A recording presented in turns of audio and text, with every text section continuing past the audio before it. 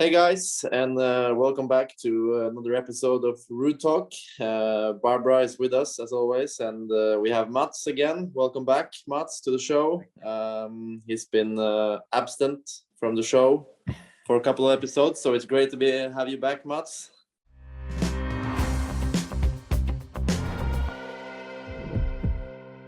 We are getting closer to Christmas. We're in the off season, and there are some things to talk about today. Absolutely. It's the last talk pretty much before Christmas. That's why I think Mats is joining us as well. It's like our little Christmas present here. Casper, Casper, where are you at the moment? I'm actually in Abu Dhabi, and then I'm heading home for Christmas. So a little pit stop, getting a couple matches against great players, and also a little bit of practice. The conditions are good, a bit similar to what we will play in Australia. You know, in terms of weather and playing outdoor, that's not possible in Norway these days. So, and not always too easy to find practice either in Norway at this time of the year. So it's good with a couple of days here before heading home to celebrate Christmas with the family. Casper, may I ask, because we didn't really do this in the 80s and the early 90s, at least I didn't. When did the preseason start, and when did your 2022 season end? Like, how long is that gap? What happens there? Yeah, I think that people are a bit curious to my scheduling this year and leading up to next year, and it has been quite busy for me since Turin. I was 11 days in South America with Rafa, touring around, playing 5 exhibition matches with him, and then I went home. I had a little event that I had to go to back home in Norway, which was really fun, playing some tennis with 300 or 400 kids in another city in Norway, which is not very typical. So it was a good initiative, trying to get other new kids sort of to pick up a racket. And then from there I went to some holidays. So it's been flying all over the world like we usually do. So at least I'm used to that. But it was really nice. I went for a week or 8 days together with my girlfriend to the Maldives. Actually, completely relax, and it's good for the body, it's good for the mind and the soul. And you know, after a week I feel very recharged. So now I stopped in Abu Dhabi on the way back. And then, but for people wondering, you know, when are you going to have your preseason, when are you going to have a long break, I will do that after Australian Open next year or next season. I will do 3 to 4 weeks of fitness, more strength, fitness work, and also of course tennis before getting back on tour. So I will not go to some tournaments in South America like I'm usually doing to be able to have this period back home, doing a lot of fitness, and around a month where I will take off, and that's a needed time. I mean, all players usually do that in November, December, but as things have gone the way they have this year for me, I've had a lot of opportunities to go with Rafa, for example, on this trip, which was an honor and a really exciting experience that you will probably never get again. So that was, and since I had already been playing some exhibition, I thought, you know, why not play this one as well in Abu Dhabi, keep it going, and then I'd rather have some more downtime after Australia. So I'm just trying to keep my body going, the form well, and the fitness. I'm doing fitness also every day. So, and then getting ready for Australia this way. Let's see if that works this year, and if not, maybe I have to realize that I maybe played too much in December. But it's worth a try. One answer and you pretty much covered everything, Casper. Okay, let's go one step at a time. Let's go back to Turin, to the ATP Finals. You nearly picked that cherry on top. You've reached the finals. You lost against Novak Djokovic. Looking back now, do you have any regrets, or what have you been taken away from that ATP Finals? You can always say that I wish I had won, but at the same time, you know, people have been asking me ever since, you know, the season finished, you know, what do you need to do better next year if you reach another big final? What do you have to improve? And of course, there are many things to improve, but at the same time, I think I also have to realize that, let's say the 3 big finals that I lost, the 2 Grand Slams and the year-end finals, I'm playing the best players pretty much you can play in the world. You're playing Rafa at Roland Garros. I played Carlos, who was probably the hottest player at the time in New York. You know, was this big buzz around him. He was playing great. And Novak in Turin is not no easy opponents. And for sure, when you make these finals, you will not have easy opponents, no matter who it is. But these three were really tough, and of course I gave it my best, and I was not good enough. Simply, simple as that. Maybe in the US Open was the one where I was closer, but Turin there was not really too much to regret or think that I could have done differently. Of course, I wish I could have played a little bit better. But Novak does that to you. You know that you have to pretty much paint the lines against him. Otherwise, he'll just be there and play this deep flat shots towards close to the baseline. You will never really have a really big opportunity to sort of go for a winner against him, because he keeps the ball low, deep, and sort of heavy always. So I don't know. I mean, it's a good question. I wish I had the answer to what I need to do different, but sitting here, I don't know if, of course, I can say, yeah, I need to ace every shot or I need to hit every winner that there is, but that's not going to be possible. But at least I have gained some experience, and let's see what next year brings. If I'm in another big final, I will give it my best again. And if that doesn't happen, it doesn't happen. But at least I have enjoyed the finals that I played and hopefully learned a bit. Casper, I had a year just like yours, actually. 1987, 23 years old, lost in the French Open final, lost in the US Open final, and got killed in the Masters finals, our ATP finals. Okay. Yeah, in 87. And although all three against Ivan Lendl. So it's at the end, I was very sick of him and his face and his tennis. But I'll tell you what, in the year after, I managed to win the first tournament I played. And somehow everything just completely turned around, because I knew my level was there, but I just didn't win the right points at the right time. So, I mean, you're so close at the US Open final. If you get that, lead in 2-1, then it could be your match easily. So is that how you feel? Are you really close? Is it a few points here and there? I mean, you played different level opponents than I did, for sure, and Novak and Rafa, but how close do you feel like you are if you get a good start and a little bit lucky at times?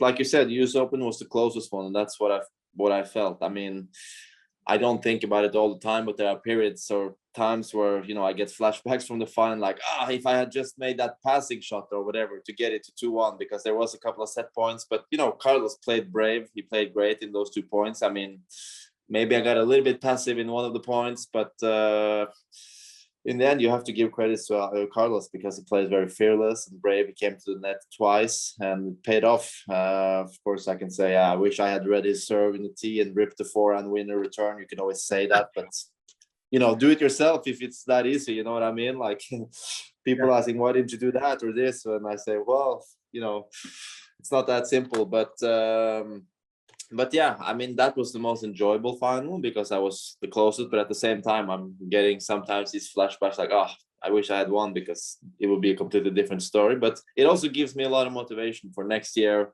knowing that I've been close to actually get it. If that's ever going to be that I reach number 1 in the rankings, who knows? The odds are not very positive that the player is going to make a world number 1, and the odds are not very great of a player winning a Grand Slam in his career. But I was close this year, and it gives me a lot of motivation to work even harder and hopefully be in another finals. Let's see what happens then. So you have more experience than me, Mats, on this, but I hope that it happens sooner than later. But I also know that there is a chance that I will never be in the final again. So let's see. I mean, I'm going to continue to work hard and see how it goes. I mean, the amount, if you ask me, of talent around on the tour these days is great, and I think more players will have the opportunity and chance to win Grand Slams in the future than what we have seen the last 17 or 18 years. Right. You can definitely be very proud of yourself. It's been a tremendous year, and I'm also very proud of you because you made it on a vacation finally, and you mentioned it before you went to the Maldives. How does a holiday in the Casper Ruud household look like on the Maldives? You just lie in bed all day, you read, are you staying active? Tell us about it. Well, I did actually stay a little bit active. I was hitting almost not every day, but about half of the days that I was there, I was hitting actually with one guest who Really? could play quite well tennis. So I think that's nice because I keep the feeling in my racket in my hands, knowing that I would play here in Abu Dhabi. I wanted to keep my body active some way, and for So me, it's you more went fun. up, sorry, I have to stop you. You went up to a guest and said, hey, can I have a hit or what? Or No, it didn't happen like that. It didn't happen like that. There was a little bit of a deal involved here with, yeah. with the great resort, me offering some lessons, and there was a guy who flew all the way from North America to come and play. So I knew that he could play. So that was a fun experience. That was fun for me as well. You know, sometimes when you're giving clinics or lessons to someone who's very young or maybe doesn't seem like he gets or she gets too much out of it, it's not maybe as enjoyable as a player.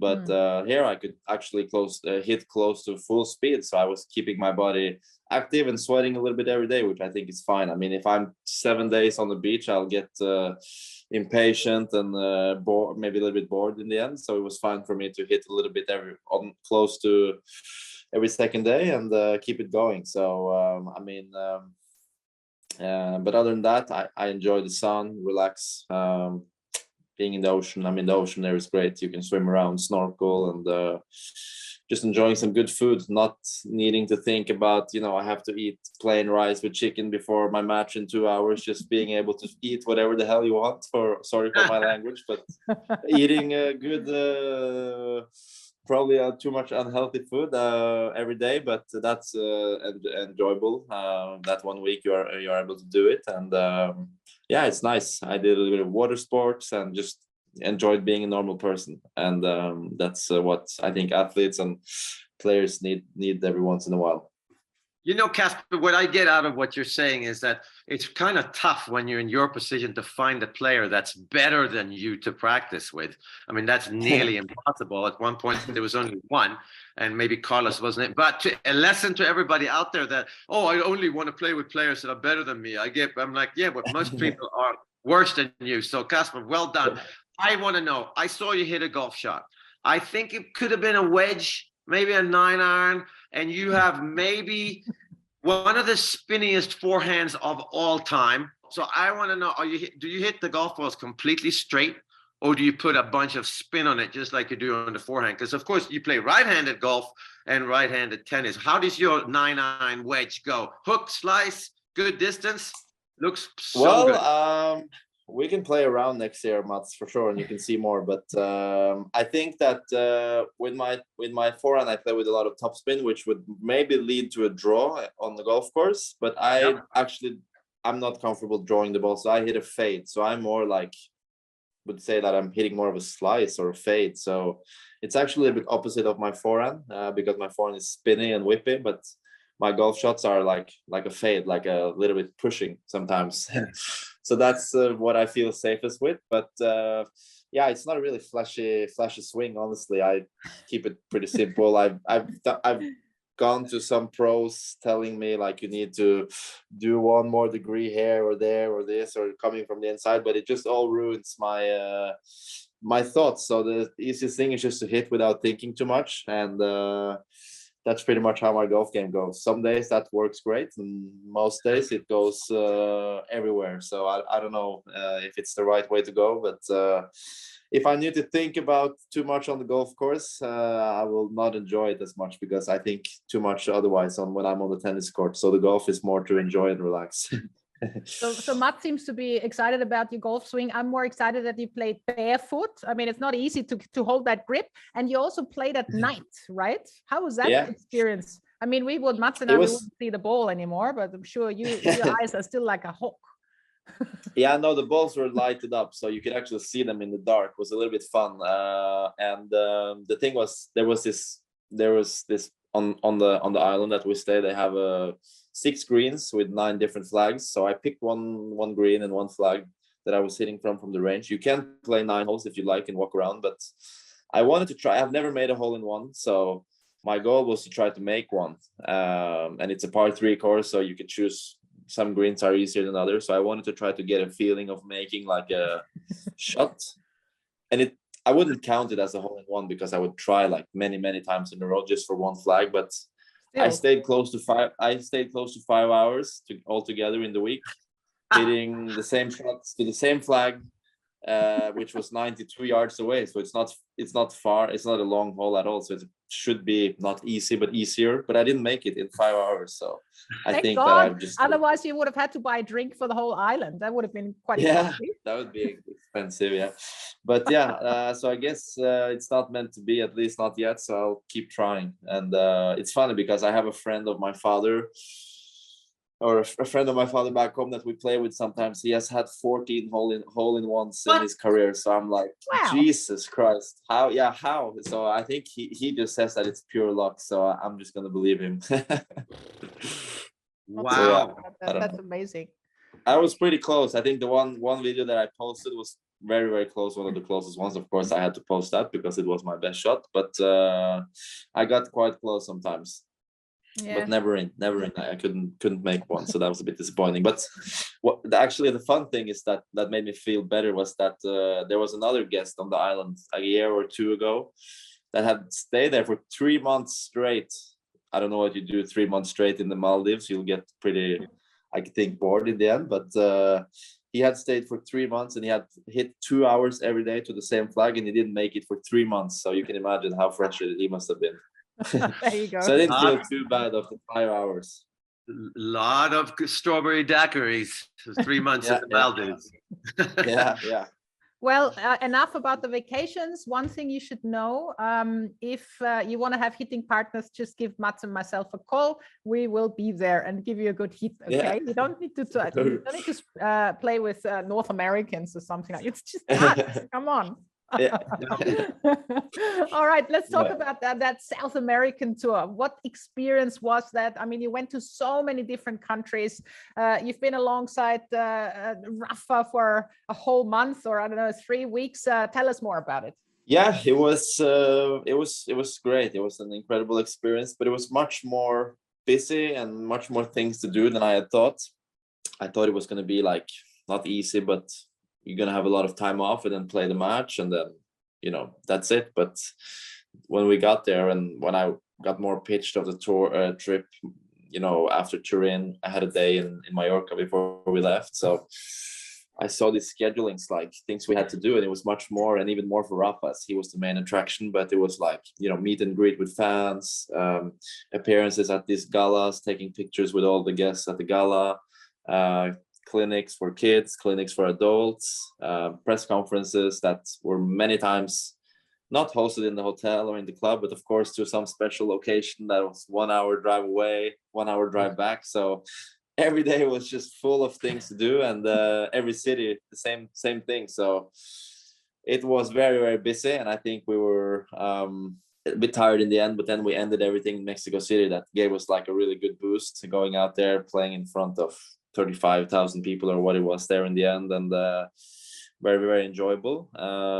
But yeah, it was incredible. I mean, a trip to remember and an experience for me that I will probably never get again. It was crazy. I mean, I'd heard things from Sasha when he went to Roger with Roger, and I think they actually had to skip one city that they were supposed to play in due to some difficulties or whatever. But we got to play everywhere, and Rafa even played one more match than myself. He went to Chile, but he played with Tabilo because they wanted to play against him to play against a Chilean. So I had a couple of days or 1 or 2 days off extra actually compared to Rafa. So I can't imagine how tired he was in the end.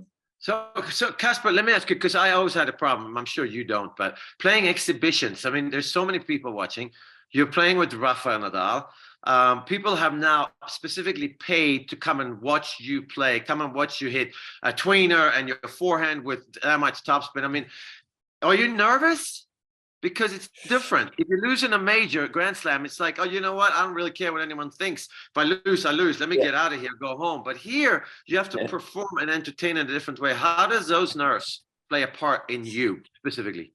Yeah, I mean, the whole tour was kind of put up in a way that I was going to have some sort of revenge from the Roland Garros final. That was like the idea, like La Revancha was the name sort of the tour, and Rafa's task was to try to prevent me from that happening.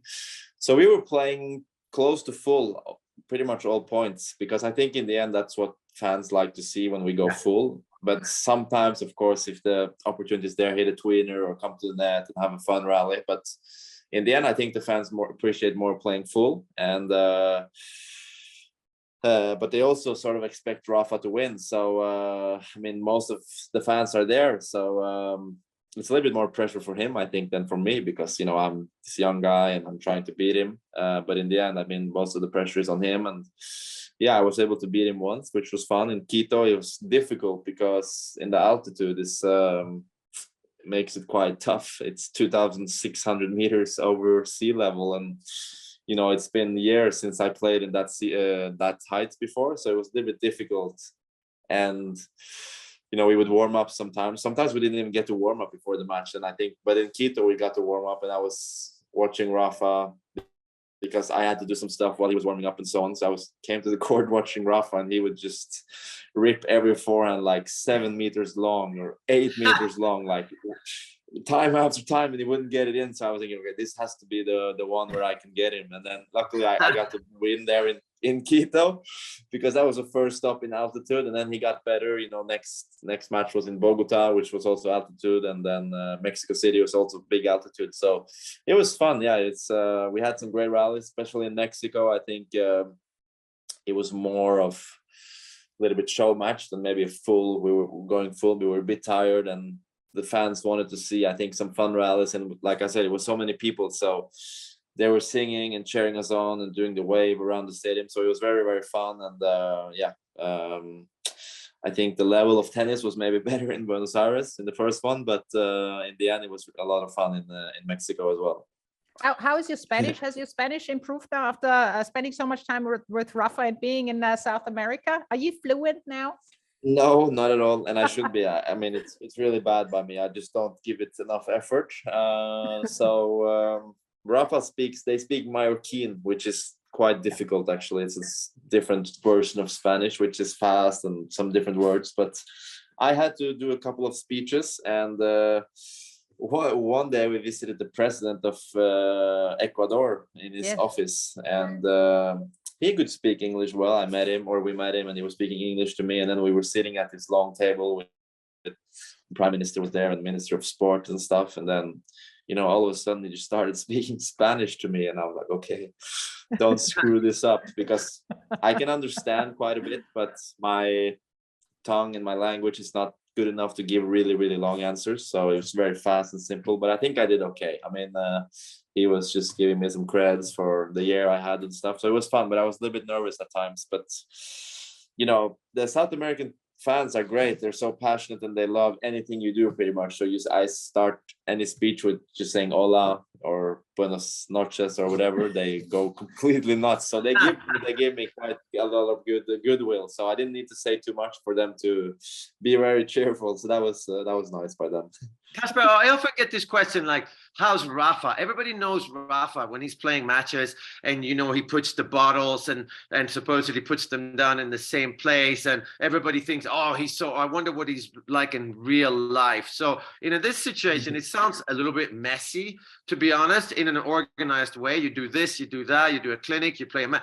How is he when it comes to all that, just to be around him and to see him go through these long days with meeting fans and hitting balls and doing clinics and then trying to beat you? And what's that experience like? Like, what do you learn from watching someone like that who's so experienced?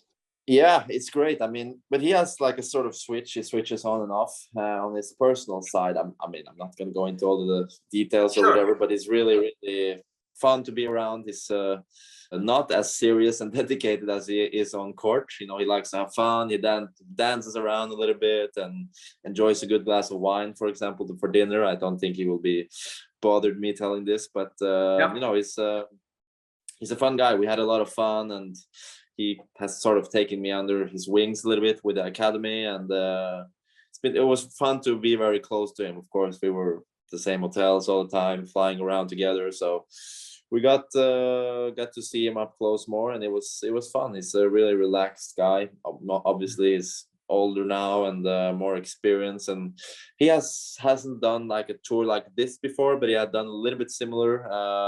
I think back in 2012 or something, he had been with Novak playing a couple of matches in South America, not as many as now, but he told me a little bit about that. And yeah, I mean, in the end, you know, he's also father. He was talking back home with his wife and his kid, showing me some nice videos of the son and stuff. So yeah, we're just a normal guy. I mean, that's what we all are in the end. People think that athletes are like super strict or super serious all the time, but it's not always the case. I mean, we can have fun. We do other stuff in our personal life as well.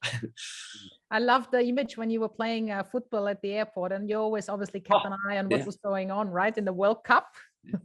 Yeah, Rafa loves football, and when Spain plays, he's completely nuts. Like he had, like I said, the list that we had to do, but when Spain was playing, it was, you know, clear all the schedule because they have to watch Spain.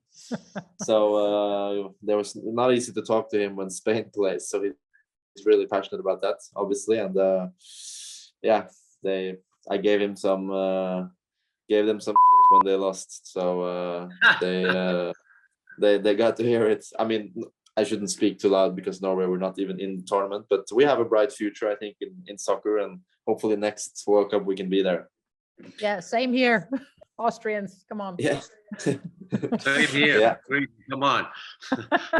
Come on. Yeah, we are all in this together.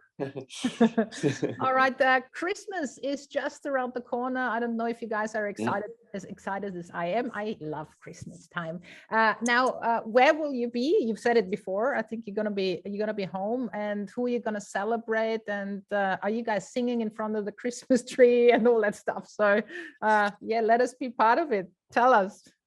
We have our traditions. We eat for lunch. We eat something that's called grøt, which is like, Mats would maybe know what it is. It's like Porridge. It's like porridge, pretty much, but warm with What? like milk and rice and stuff. So it's like a sweet thing. And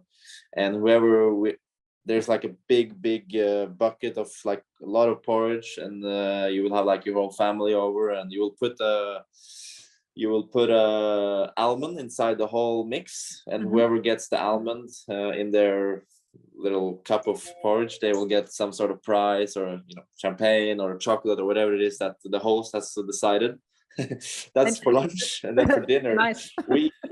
yeah, it's a bit, I think it's a very Nordic thing to do. And for dinner in Norway, we have, people tend to serve different types of meals. There's not one, you know, traditional meal, but in our family, we like to have either turkey or seafood for the Christmas day or Christmas evening. And yeah, we have this songs, walking around the tree, singing, and yeah, I think we have it in our family as well. And I think my sisters are hoping that last year we celebrated in my apartment, actually, so I think we might do that again this year. And I think my sisters are hoping that I am giving them a lot of presents under the tree this year. I think that's their biggest wish. I think I'm feeling the pressure a bit. I think Sweden is the same, pretty much the same. But so I'm guessing he's not coming anymore. Did Santa Claus or Father Christmas actually come to your house when you were a little kid? Do you remember? Like, does he walk Santa in, Claus give presents out? Santa Claus came. Yeah, Santa Claus came to our house. He came from the garden, you know, out of nowhere. He came in through the sort of terrace or out on the. I don't know the word, but he would come from outside and knock the window and like, hey, I'm here, guys, and asking if you could come in. And then it was always very normal to serve him some of that porridge that you had from lunch, like a cup of porridge with some sugar and butter or whatever. And then he would give some presents, and yeah, I have actually had that role one year for my younger cousin. I was the Santa Claus, so I have both seen it and believed it and been him myself. I don't want to spoil the young kids watching that. No, you're still believing. You're still believing. So how organized, besides Santa Claus who brings the Christmas presents, maybe you have one or two as well, just in case the little kids are watching. You're organized, so your sisters are going to get a lot of presents from you. But what about your buddies on tour? Somebody like Rafa Nadal, for example. Is there a little Christmas gift for him, or do you not do that amongst the colleagues? From me, not really, but my girlfriend gave his wife or them there, or sort of we gave it together in Turin. When we saw them, we brought a little gift for the son, small little congratulation gift for the birth and everything. But I don't know. I think in Spain they celebrate a little bit different. I think they have like 2 days. I think they celebrate the 25th, and then they celebrate something like 6th of January or 3rd of January. It's called like a day where the 3 kings would come, and it's called something with Los Reyes or something. And they have like 2 days of gifts, so it's much better than all the other countries, because the kids they get gifts like in two days actually. So I don't know how they do it there, but yeah, not this year. How are you treating yourself? Do you buy yourself a gift? I mean, a car like you did, right? I did last year when I broke into the top 10. That was like a top 10/birthday/Christmas gift, because I ordered a car the 23rd and my birthday is 22nd. So, and the Christmas is 24th. So in between those days, I went up and, said, I'm going to be a man. I'm going to get myself this car. And it actually got to Norway the week after US Open. So it was pretty good timing. It was like a nice way to come home after New York this year. And yeah, I've enjoyed it, but not this year. That car was too expensive for the next 5 years. So I don't think I will treat myself for the next 4 or 5 years. So I've spent it all in one place. The budget. The good old budget. Yeah. Let me throw this in. New Year's, do you actually make promises to yourself at New Year's, Casper? Like, I'm going to make a hole in one. I'm going to try until I'm no, but do you, or do you keep them? Yeah, we set this like we set this like New Year goals or whatever you say in Norway. We do that. Okay. For me, it's more like based on my tour or year or calendar or season, I would say, goals that I would like to achieve, but on my personal life as well, try to be a good brother, good son, good boyfriend, or good father for my dog. So I don't know, I mean, I not that much, but a little bit. I think that Norway and Sweden, we are a bit quite similar on those things. Thank you so much. Thank you guys. Thank you for another episode. Yes, enjoy this special time. I hope you have a little bit of downtime and have a glühwein, have a mulled wine. It's good. Yeah. Get a bit tipsy. Merry Christmas, everyone. Yeah, Merry Christmas, Same everyone to you. listening. Same to you. Yeah, see you on court again soon. See you next year. Bye. All right. Bye for now.